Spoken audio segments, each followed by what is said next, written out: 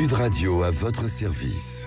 Avec Fiducial, une offre globale de services proches des entreprises. Et Mathilde Damian est avec nous.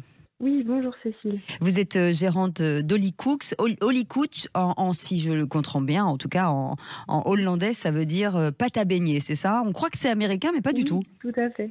Tout à fait, vous avez raison.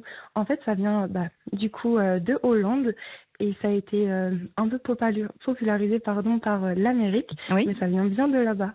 Alors, d'où vous vient cette idée? Est-ce que vous êtes issu de la pâtisserie ou vous avez ouvert ce commerce suite à quoi? C'est quoi l'histoire?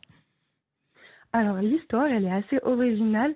Au départ, je faisais des études de psychologie et j'avais un travail étudiant donc dans le domaine de la pâtisserie. Oui. Et au final, ça en est devenu mon métier et ma passion. Et ça, vous l'avez ouvert quand? La pâtisserie, elle a ouvert en juin dernier, donc en juin 2024. D'accord. Pourquoi le choix du donuts? Aujourd'hui, le donuts a eu pendant très longtemps une image un peu galvaudée.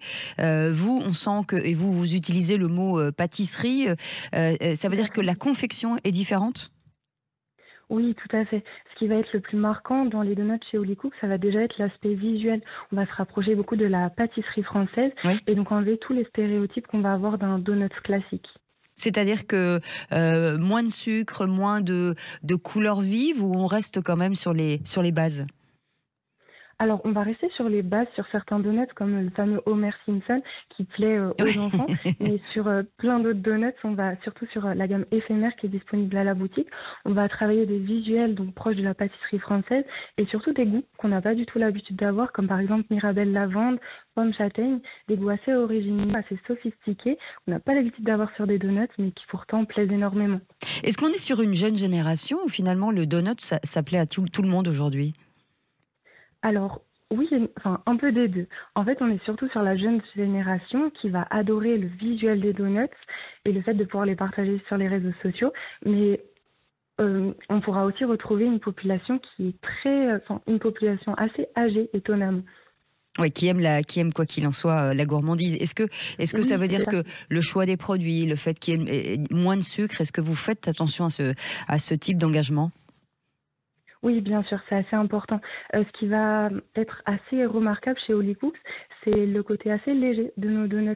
On fait très attention à mettre, surtout au niveau des toppings, les toppings sucrés, des choses très légères avec des Les toppings, hein, proportions c'est qui sont ce qu'on met sur le produit, pour ceux qui ne connaîtraient pas. Exactement. Voilà. C'est ça.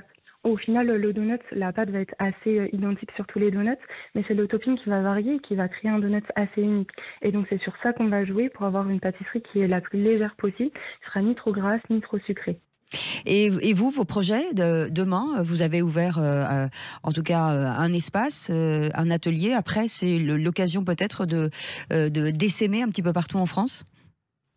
Oui, ce serait une superbe idée. Déjà que ça a conquis le public palois, ce serait incroyable que ça soit régional et peut-être national.